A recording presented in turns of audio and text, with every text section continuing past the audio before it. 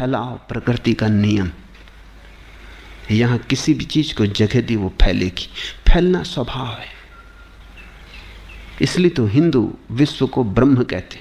ब्रह्म यानी जो फैलता चला जाता है, जो जानता ही नहीं कैसे रुके, जो फैलता ही चला जाता है।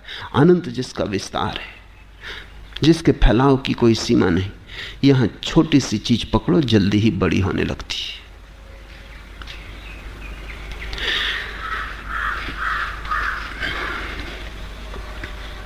इन छोटी छोटी बातों के कारण तुम भटकते चले जाते हो। कभी कभी तुम्हें ख्याल भी नहीं होता तुम जरूरी काम से जा रहे थे। मां बीमार पड़ी थी और तुम उसके लिए दवा लेने जा रहे थे, और किसी आदमी ने रास्ते में गाली दे दी। भूल गए मां, भूल गए दवा, भूल गए इलाज, चिकित्सा। उससे झगड़ने खड़े हो गए। पहले इससे निपटारा कर लेना,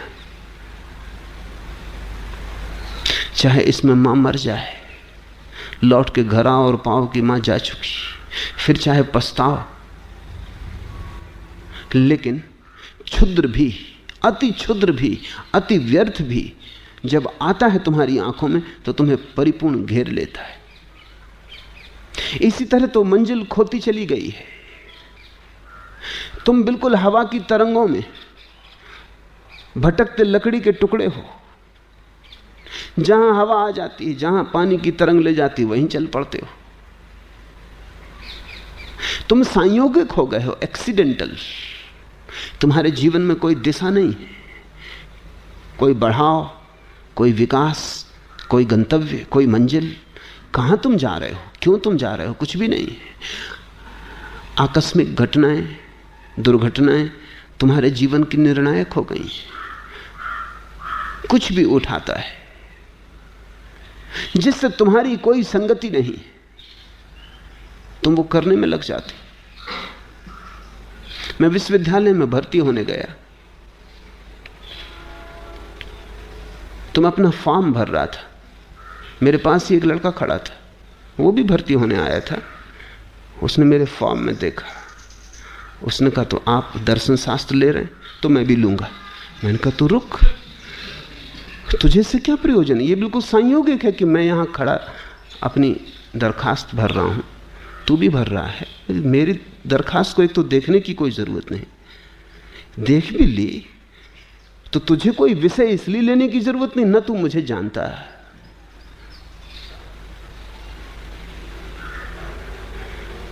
उसने कहा ये भी आप ठीक कहते हैं, मैंने ये सोचा ही नहीं। तुमने कभी जिंदगी में देखा इस तरह रोज हो रहा है। दुकान पे तुम गए थे, कुछ खरीदने गए थे, कुछ खरीद लाए, क्योंकि दुकानदार बड़ा कुशल था, उसने बेच दिया कुछ। दुकान पर गए थे, दुकानदार ने कुशलता भी ना की हो, लेकिन दुकान की खिड़की में सजी हुई चीजों में कुछ चीज जच गई जिसकी तुम्हें क्षण भर पहले तक कोई भी जरूरत न थी। क्षण भर तक पहले तुम्हें सपना भी ना आया था उसका, लेकिन बस आंख में पड़ गई, सरक गए तुम।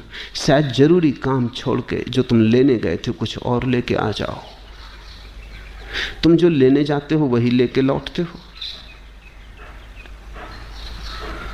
पश्चिम में मनोविज्ञान इस पर बड़ी खोज करता है कि लोग क्या खरीदते हैं, और उन्होंने बड़ी तरकीबें खोजी और बड़े हैरानी के निष्कर्ष हाथ लगे। एक उपन्यास बिकता नहीं था, छप गया और बिका नहीं। विशेषज्ञों से सलाह ली गई, उसने कहा इस किताब का नाम बदल दो, नाम ठीक नहीं, नाम खींचता नहीं।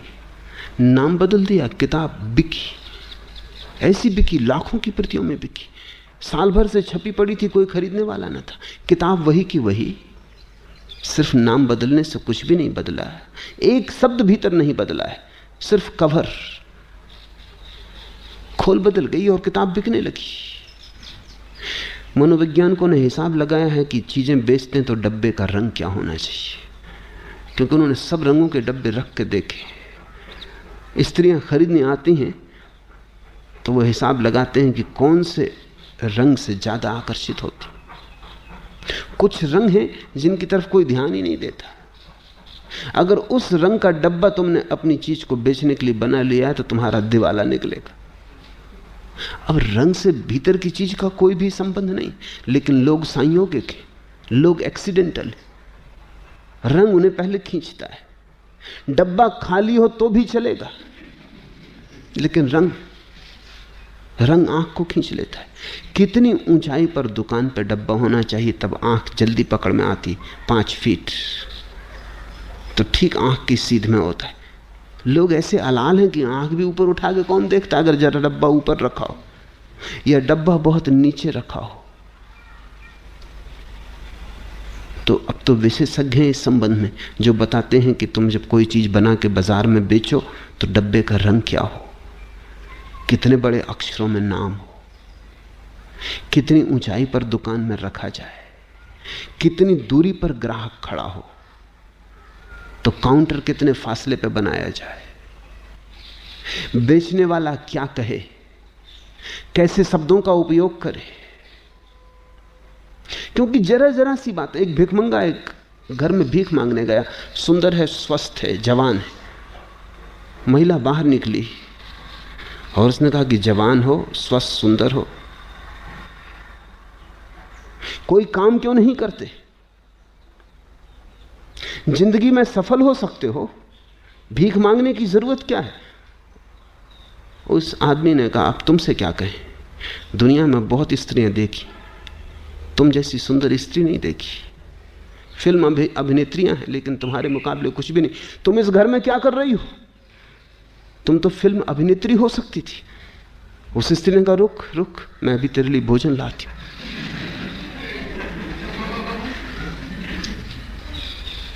भिखमंगे को भी समझना पड़ता है क्या कहे, किन शब्दों का उपयोग करे, क्योंकि लोग अंधे, लोगों को पता नहीं वो क्या कर रहे हैं, क्यों कर रहे हैं। तुमसे लोग करवा रहे हैं। तुमने सैकड़ों चीजें खरीद ली हैं जो बेचने वालों को बेचनी थी, तुम्हें खरीदनी नहीं थी। पुराने अर्थशास्त्र का नियम था कि जहां जहां मांग होती है वहां वहां पूर्ति होती है। नए अर्थशास्त्र का नियम है जहां जहां पूर्ति होती है वहां वहां मांग पैदा हो जाती। तुम चीज तो बनाओ, इसकी तुम फिक्र ही मत करो कि इसकी कोई मांग है या नहीं, मांग पैदा कर ली जाएगी। लोग पागल हैं। बनट शाह ने जब पहली दफा अपनी किताबें लिखी तो बिकी नहीं, क्योंकि नाम बिकता है। कोई नाम तो था नहीं, कोई जानता तो था नहीं बनट शाह को। तो क्या किया उसने? वो खुद ही चक्कर लगा के किताबों की दुकानों पर जाता था पूछने, जहाज बनट शाह की किताब है? दुकानदार पूछता, कौन जहाज बनट शाह? अरे तुम्हें जहाज बनट शाह का पता नहीं? क्या खाक किताबों का धंधा करते हो? इस नाम की किताब छपी है। ऐसा वो खुद ही दुकानों पर चक्कर लगाता, पता बता आता, उनको तरकीब से समझा आता। और जब उसने अपने मित्रों को भी कह दिया कि तुम जब निकलो कहीं से, कोई विशेष रूप से जाने की जरूरत नहीं, लेकिन रास्ते में अगर किताब की दुकान पड़ जाए, इतनी कृपा मुझ पर करना, पूछ लेना जहाज बनट शाह की फला फला किताब है। जब दुकानदार, कई ग्राहक आने लगे, रोज आने लगे, भाई है कौन जहाज बनट शाह? दुकानदारों ने पता लगाया, किताबें खरीद के लाए। जहाज बनट शाह ने कहा, ऐसे मेरी किताबों का बिकना शुरू हुआ। चीज होनी चाहिए, फिर चीज के आसपास कांटा, कांटे के आसपास आटा होना चाहिए, फिर कोई ना कोई फंस जाएगा।